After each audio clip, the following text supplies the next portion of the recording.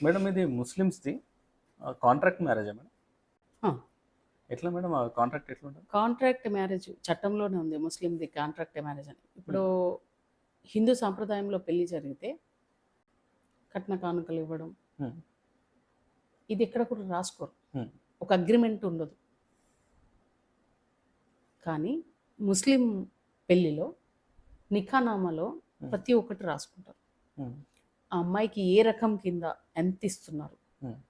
ఎంత గోల్డ్ ఇస్తున్నారు, ఈవెన్ డ్రెస్సులు కూడా ఎన్ని ఇస్తున్నారు, హౌస్ హోల్డ్ ఆర్టికల్స్ ఏమి ఇస్తున్నారు, ప్రతి ఐటమ్ నికానామాలో రాసి ఉంటుంది.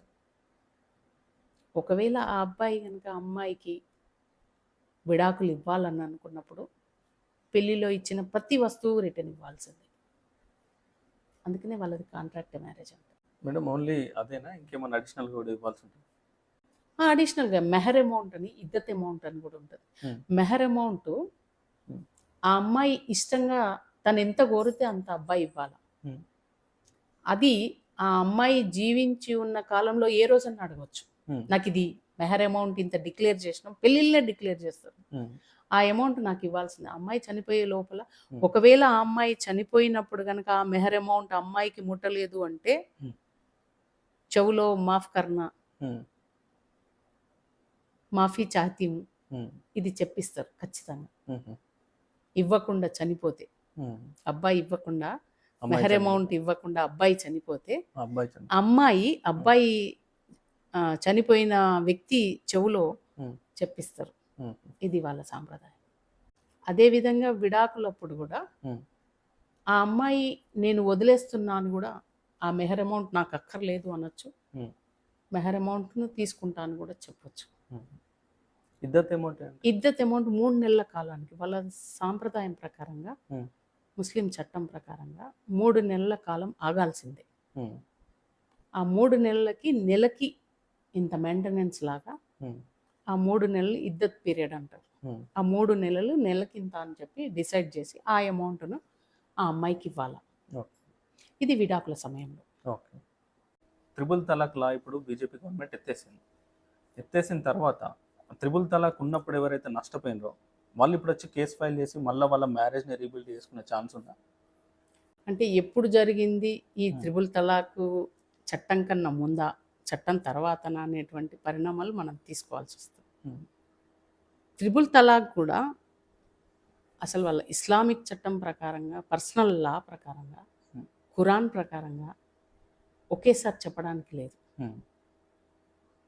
పెళ్లి వాళ్ళు నికానామా ఎలాగైతే నియమ నిబంధనలున్నాయో, హ్మ్. అదే విధంగా ఈ తలాక్ కూడా ఒకసారి చెప్పిన తర్వాత ఇరుపక్షాల పెద్ద మనుషులు, తల్లిదండ్రులు ఉండాల్సిందే. ఆ అమ్మాయి ఒకవేళ ఏం పొరపాటు చేసిందో చెప్తూ హ్మ్. ఒక్కసారి తలాక్ చెప్పాలి. హ్మ్. సవరించుకోవడానికి సమయం హ్మ్. 6 నెలల కాలం ఇస్తారు. 6 నెలల తర్వాత కూడా ఆ అమ్మాయి సవరించుకోలేదు, పొరపాటు అలాగే ఉంది, ఆ అమ్మాయి కుటుంబము తోటి కలవట్లేదు, ఇంకా పద్ధతులు అలాగే ఉన్నాయి అన్నప్పుడు మళ్ళీ అదే కుటుంబ సభ్యులు, అదే పెద్దవాళ్ళ ముందు మళ్ళొక్కసారి చెప్పాలి. రెండోసారి. రెండోసారి. మళ్ళొక 3 నెలల కాలం తర్వాత హ్మ్.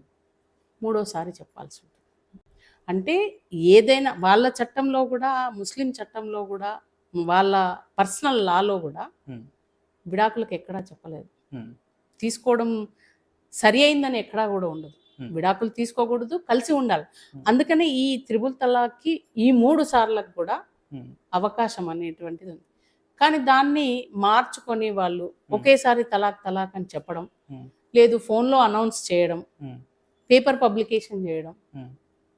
ఇవి చేయడం వల్ల ముస్లిం స్త్రీలు అన్యాయాలకు గురి అవుతున్నారు. హ్మ్. ఈ రకమైనటువంటి ఖురాన్‌లో గాని, వాళ్ళ పర్సనల్ చట్టంలో ఉందనేటువంటి అవగాహన వాళ్ళకు లేదు. హ్మ్. ఆ లేకపోవడాన్ని అవకాశంగా తీసుకొని హ్మ్. ఈ త్రిబుల్ తలాక్ ఒకేసారి చెప్పడం, మిస్‌యూజ్ చేయడం. మిస్‌యూజ్ చేయడం. హ్మ్. ఇవి వీటి వల్ల అక్కడ స్త్రీలు అన్యాయానికి గురి అవుతున్నారు. హ్మ్. దాన్ని ఇప్పుడు చట్టం తీసుకురావడం వల్ల చాలామంది ముస్లిం స్త్రీలలో హ్మ్. అవగాహన వచ్చింది. హ్మ్. దాన్ని వ్యతిరేకిస్తున్నారు. హ్మ్. కోర్టు వరకొచ్చి మేము ఈ త్రిబుల్ తలాక్‌ని హ్మ్. మేము ఒప్పుకోవట్లేదు. హ్మ్. మాకు విడాకులు మంజూరైనట్టు కాదు. మా భర్తతో మేము కలిసి ఉంటాము. హ్మ్. మేడం అయితే వీళ్ళు ఈ లా రావడానికి ముందు అంటే త్రిబుల్ తలాక్ ఎత్తేయడానికి ముందు త్రిబుల్ తలాక్ వల్ల విడిపోయిన వాళ్ళు కలిసి ఉండే ఛాన్స్ లేదా? ఛాన్స్ ఉంది. ఓకే. కాకపోతే అంటే వాళ్ళ ఈ లా మన ఇండియన్ ఐపీసీ యూజ్ చేసుకొని ఐపీసీ దీనికి వర్తించదు. సంబంధం. వర్తించదు. ముస్లిం మ్యారేజ్ యాక్ట్ సెపరేట్‌గా ఉంటుంది. ఓకే. దాని సెపరేట్. దాని ప్రకారంగా ది డైవోర్స్ యాక్ట్ అప్లై అవుతుంది. ఓకే. ది డైవోర్స్ యాక్ట్ ప్రకారంగా వాళ్ళు ఆ చట్టంలో ఉన్నటువంటి దాని అనుగుణంగానే వాళ్ళు విడాకులు తీసుకోవాల్సి వస్తుంది. ఓకే. పర్సనల్ లాను వ్యతిరేకిస్తూ కూడా చాలామంది స్త్రీలు కోర్టుల్లో విడాకులు ఏదైతే భర్తలు ఇచ్చినటువంటి తలాక్ని రద్దు చేయమని చెప్పేసి కోరుతూ చాలామంది దరఖాస్తులు చేసుకోవడం జరిగింది. వాటిలో కూడా చాలామందిని కోర్టు వారు కూడా కలపడం కూడా జరుగుతుంది. ఓకే. సో వాళ్ళకి ఇప్పుడు ఇది బెనిఫిట్ అవుతుంది. చాలా బెనిఫిట్. ముందు అయిన వాళ్ళకు కూడా. ముందు అయిన వాళ్ళకి బెనిఫిట్, ఇప్పుడు ఉన్నటువంటి స్త్రీలకి కాదు. చాలా త్రిబుల్ తలాక్ అనేది లేదు కాబట్టి ముందు అయిన వాళ్ళకి మాత్రం బెనిఫిట్. వాళ్ళకు కూడా బెనిఫిట్. వాళ్ళ పర్సనల్ చట్టంలో ఒక వివాహం చేసుకున్న వ్యక్తి తలాక్ ద్వారా విడాకులు, వాళ్ళ పర్సనల్ చట్టం ప్రకారంగా తలాక్ ద్వారా విడాకులు తీసుకున్న వ్యక్తి తిరిగి మళ్ళీ పెళ్లి చేసుకోవడానికి 3 నెలల కాలం ఆగాల్సిందే. 3 నెలల కాలం తర్వాత తిరిగి వాళ్ళు వేరే వివాహాన్ని చేసుకోవడానికి అర్హులు.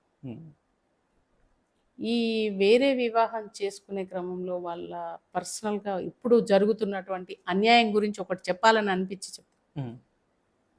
ముస్లిం స్త్రీలు ఒక వివాహం రద్దు చేసుకున్న తర్వాత అదే భర్త మళ్ళీ నన్ను తిరిగి ఆ అమ్మాయిని వివాహం చేసుకోవాలంటే వాళ్ళ పర్సనల్ లాలో ఆ అబ్బాయికి వేరే వ్యక్తితో వివాహం చేసి దానికి విడాకులు మంజూరు చేసి మళ్ళీ ఒక 3 నెలల కాలం ఆగిన తర్వాత ఈ అబ్బాయి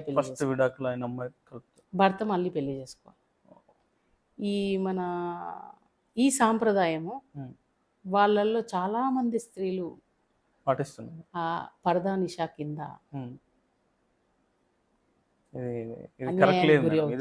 ఇది అసలు చాలా మందికి కూడా తెలియదు.